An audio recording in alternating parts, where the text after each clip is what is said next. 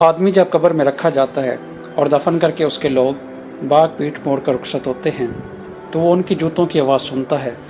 फिर दो फरिश्ते आते हैं, उसे बिठाते हैं और पूछते हैं कि इस शख्स मोहम्मद रसूलुल्लाह सल्लल्लाहु ताला अलैहि वसल्लम के मुतालिक तुम्हारा क्या इत्तकादा है।